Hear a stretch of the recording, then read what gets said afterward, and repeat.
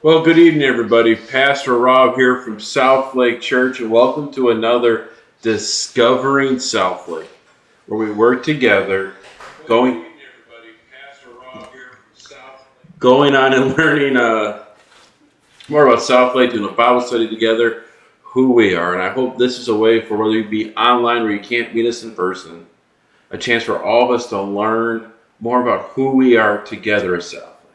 At South Lake Church, we engage, grow, and share Jesus in our community relationships. We do this together. Why? Because at the end of the day, this is all about relationships with Jesus. And it's important that we take time together to understand why we do this, how we do this, what we do, so we together can be a part of this. And I hope this is a helpful time as we gather together. All right, now since we are live, I am watching the... Hey, Eric. What's up, brother? One of my buddies from college there is watching. This is all live, so if there's any comments that are made, I'm watching the feed. And this is really to take time and learn more about how we're doing this together. And so when we talk about South Lake, what are we actually sharing and looking at? Well, when it comes to South Lake, actually I like this just doing it this way. It's easier. Just talk through the PowerPoint like this. Is that the heart of South Lake is a reminder from John chapter 13. And I have verse 35 right here, but another one's verse 34. Because Jesus says this: "A new commandment I give to you, to love one another as I have loved you." And now, our verse right here. "Your love for one another will be to the world that you are my disciples." Point being, the way we love each other, support each other, encourage each other, as Christ gave his life for us, the whole world will see that. What's the outcome of that? Having a relationship back with him. So that's why we do what we do. That's our why. And so whether online, in person, being together, everything that needs to happen needs to be about having relationships with Jesus. And if we're not doing that, then what's the point? We're just doing church, or we have a club, or a clique. So the question for us as South Lake, what does it mean to continue the focus on relationships with Jesus? Well, I shared last week, or 2 weeks ago, that looks like us having a relationship with Jesus, hence the one person in the cross, but also sharing that faith with other people, hence the two people together. When we focus on our relationship with Jesus and then sharing it with others, that he loves us and we're sent to share it, that's what it means to be a disciple, be a part of this. And our goal for South Lake is to help others do that together. Now, how do we do that? And you probably heard me say these words. We engage, grow, and share. Hey, Jim, how you doing, brother? And engage, grow, share is what we do to help people have a relationship with Jesus.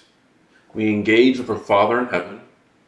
We grow with each other, and we share that love who have not experienced it. That is what makes South Lake South Lake. In fact, if you put it all together, it's like we have a target of relationships, a bullseye. And engaging, growing, and sharing helps us to hit that target, to be together. And now, today we're going to talk about then, what do we do as South Lake? When we say engage, grow, and share, what does that look like? Well, why be a part of all that, what we're doing here? And so if we take a look here, we gather together. All the functions of how South Lake works, it's about gathering with other people. We call them gatherings. And in fact, if we have a special event, you might hear the word event for a special activity, but typically we gather. We gather Tuesday nights, Thursday nights, Wednesdays, we're gathering online, Saturday mornings, Friday nights, and of course on Sundays. All of those are different gatherings. But as we gather, we engage, grow, and share. And see here when we talk about the words engage, look at all the different ways that you can go to a gathering and engage with your Father in heaven as part of South Lake. We grow together. And look at this. There's even more here of different ways. We'll break this down in a second. And lastly, we share. There's different ways we get to be a part of the community and share that love. That's a lot. So we're going to work through that because I know that's a lot on the screen. But it's a reminder what we do as Southlake. So let's take a look at that. We gather together to engage. Again, this is that focus on our relationship with our Father in heaven. We have weekly worship. We have Immerse, which happens on Saturdays. We have our Wednesday Bible study, where we talk about the message, ask questions about things going on. And we also have Chosen, which is happening second and fourth Tuesdays, where we're watching the Chosen app, the movies that are coming out, or series, and we're talking about that relationship. What does that look like to be a part of it? Each of these ways are how you can gather with other people. Have you noticed something interesting? As a church, weekly worship is just one of other gatherings we do together. My hope and prayer that you can join us to help your faith grow with our Father in heaven. I'd love for you to join us Sundays, but I know that's not always the case for a whole bunch of reasons. But that's why at Southlake we offer different things throughout the week to help people experience it. Immerse, you've probably heard me share that once or twice. Immerse is where we go to Noah's Ark Cafe over in Bay Cliff and just read through the Bible in an easy to read translation and allow a whole bunch of people to gather and share how they feel about it. It's not a study class. It's a class to experience how other people have enjoyed reading it, or if you haven't read it for that week, to listen and hear and ask the question, what's this mean for me right now? We'd love for you to check that out. At Southlake, we grow. And again, we've shared this word grow, but this idea is that we grow one another. Your relationship with Jesus is not the only aspect of that relationship. I care about your relationship with Jesus. I want you to grow, develop, and enjoy this. But it can't stay there. It has to be surrounded by others. So we grow together. And if you're watching this online, that's my invitation to you, is to join us at a gathering, or a lot like Immerse, you can join digitally. You can join in at 8 a.m. But being with fellow Christians and other believers,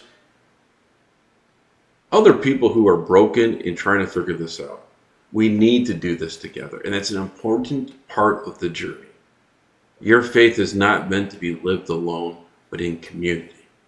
This is why we grow together. So there's some examples we have. We have our Thursday luncheons. So on the second and fourth Thursdays of every month, you can come and join a whole bunch of people from Southlake. Right now we're meeting over at South Shore Grill. That will change periodically. But be with others. Have lunch. Take a moment from the work that day. And be reminded that, no, we're all doing this together. So I'd love for you to check out our Thursday lunches. That's the second and fourth Thursdays of the month. Our men's and women's gatherings. Currently, the second Friday of every month, the men are meeting, and on the third Friday, the women are meeting. And the goal of these gatherings is not in-depth theological, biblical discussions, but to get people to realize we're all growing together, to relax from the weekend, receive support for each other, and a good chance if there's something that's bothering you, know that there's people to pray with you. You are not alone in that journey. And in our men and women gatherings, again, second and third Friday nights, are a way for people to regularly come together and do that. For us guys, typically we're meeting at somebody's house, so check our emails. And currently for the women, they're meeting at Duo Winery, but that might be changing, again, as the group decides where to meet. But that is a way just to be with others and know that you are not alone.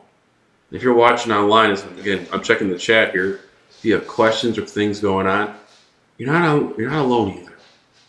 And we want to be part of your journey as best we can, especially on the digital side. Student gatherings. We started student gatherings back in last spring, and one of our goals in the next couple of weeks is to start up another student gathering where students and parents are there learning, growing, developing, doing this together. But the only way it's going to happen if families come together to be a part of this. Again, we're not trying to force this for students to go through this, but if people are eager to read and be a part of it, we want to help make this happen. Hey, Erica. And then we also have our family gatherings. Once a month on a Sunday afternoon, we'll meet together. Somebody will open up their house. We'll have meals and invite all the families together. It's a great way to remember, you know what, at Southlake, we're all in this together. No matter who you are, what life circumstance you're at, guess what? We got some most likely barbecue and some food to eat together with one another. It's important we do that.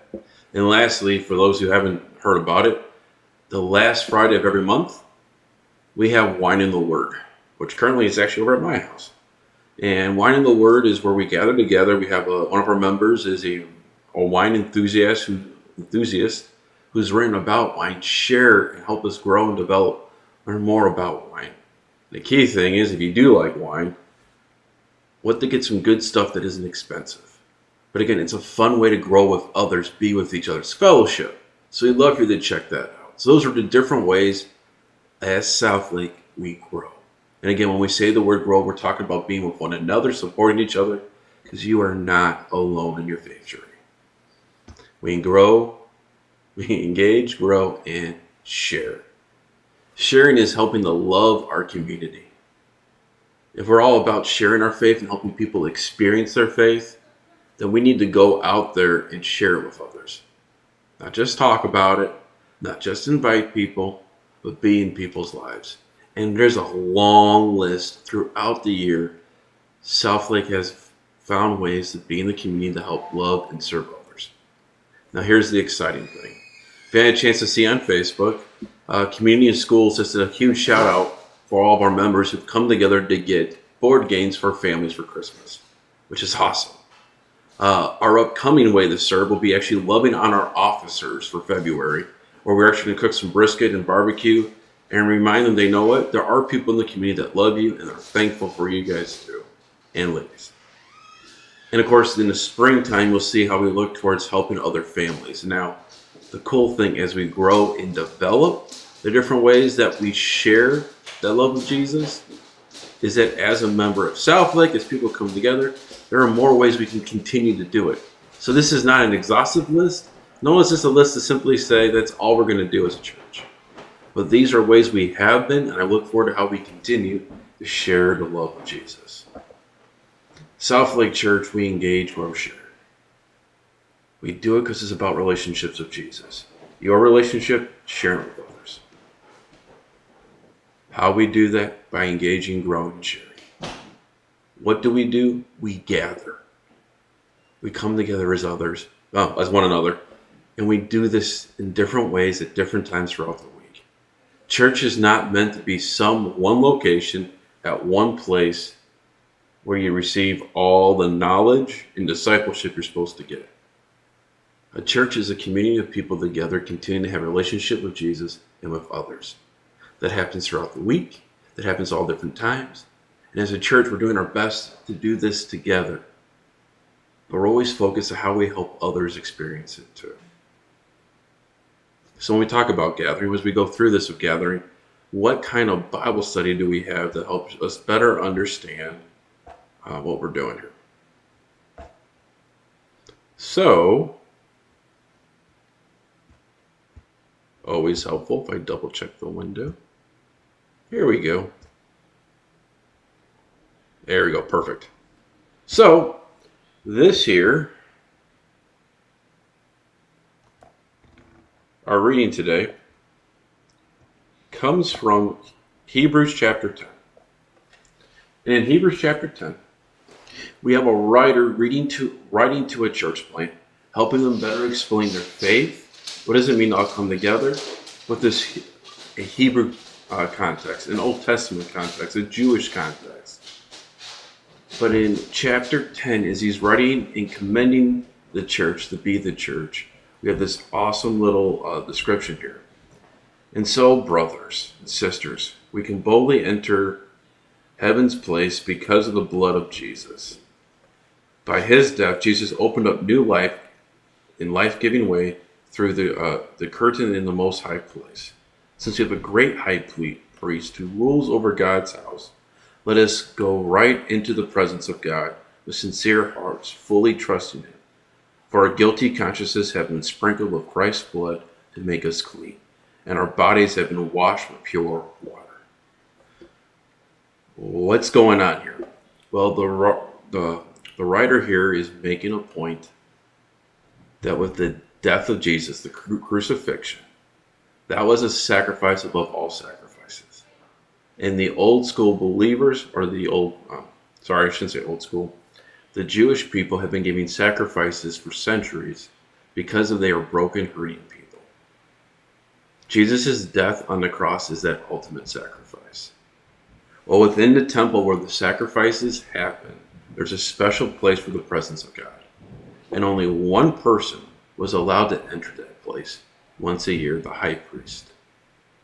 What the writer is sharing with us right here is that because of Jesus' blood, that curtain is gone.